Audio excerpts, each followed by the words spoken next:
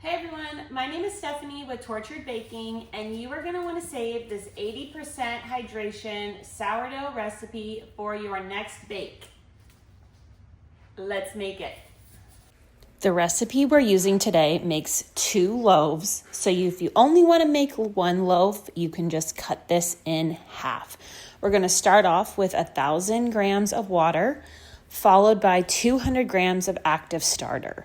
Make sure that it's active. I tend to feed my starter a 1-to-2 ratio so that there's a nice strength in my starter.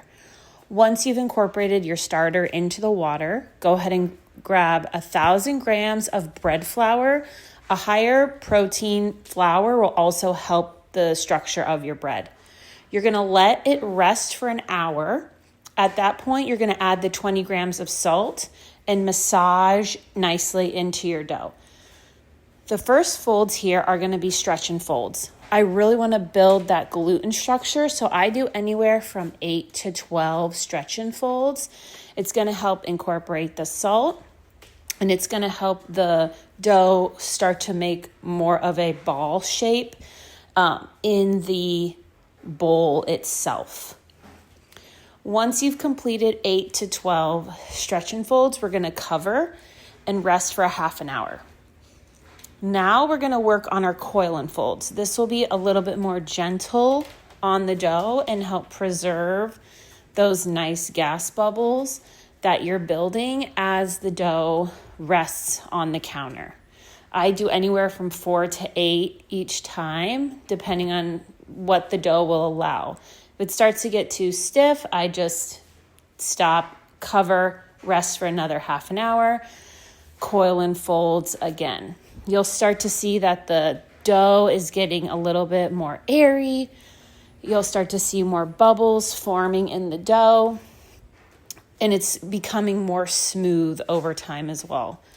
Once you've done, again, 4 to 8 coil and folds, cover, and rest on the counter for another half an hour. At this point, the dough is starting to rise a bit. Our last set of coil and folds here until we let it rest and finish bulk fermentation on the counter. We know bulk fermentation is complete because it has risen 30 to 50%. It's light, it's jiggly, there's large bubbles on the side. It pulls away from the side easily. Normally in Arizona, this is about 5 to 6 hours in the summer, but it's just going to depend on your dough.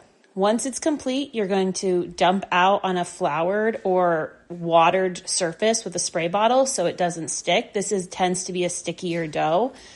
We're going to separate out into 2 1,000 gram halves. Check out the gluten structure, the gluten wall. Oh, looking good.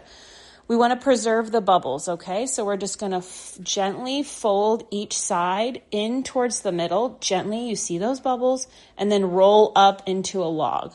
After that, place it into the banneton, and we're going to work on our second 1,000 gram half, and we're going to add inclusions here. Again, very gentle with the dough. We want to preserve all of those bubbles. We're going to apply a healthy amount of cinnamon. This is going to be a cinnamon raisin loaf, and a healthy amount of raisins. Pat it into the dough, fold hot dog style, if you will, towards the center, and then again repeat with the cinnamon and with the raisins.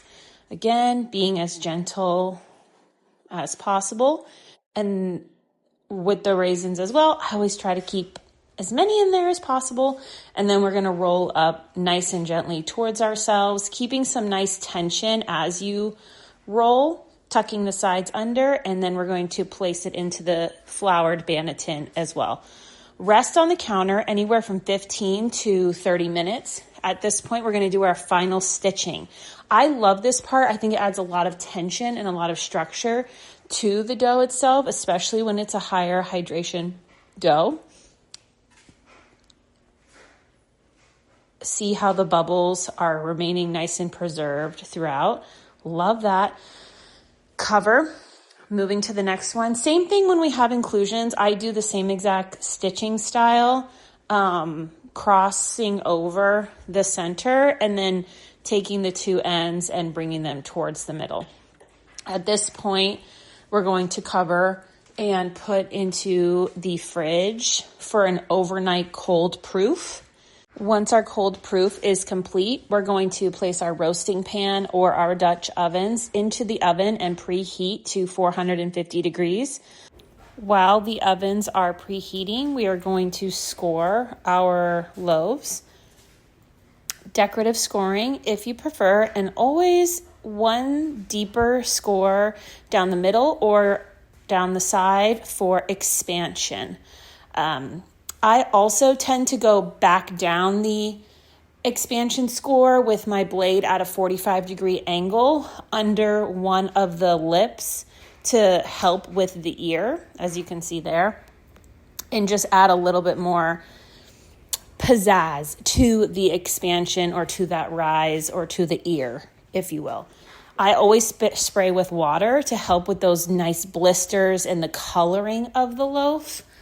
Take your preheated Dutch ovens out, or roasting pans, out of the oven. Carefully place your dough inside. Cover. And we're going to bake both of them in the oven that has been preheated to 450 degrees for anywhere from 50 to 55 minutes. Once those are complete, we're going to take those out. Check the internal temperature and make sure both of them have made it to 208 degrees, especially the loaf with the inclusions. We want to make sure that one really got up to the proper temperature.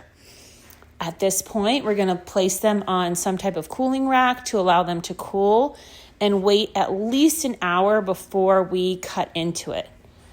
As we can see here and here, ooh, that crunch. We love the crunch. We love a soft, squishy center. And the cinnamon raisin was a customer order, so you can see here from a previous order how the cinnamon raisin tends to turn out. All right, everyone, thank you so much for joining me today. I hope you were able to make a tasty 80% hydration sourdough loaf. Stick around, subscribe to this channel, Tortured Baking. We're gonna have fun sourdough content coming out. If you're in North Phoenix, you can order loaves too at torturedbaking.com, and I'll see you guys soon.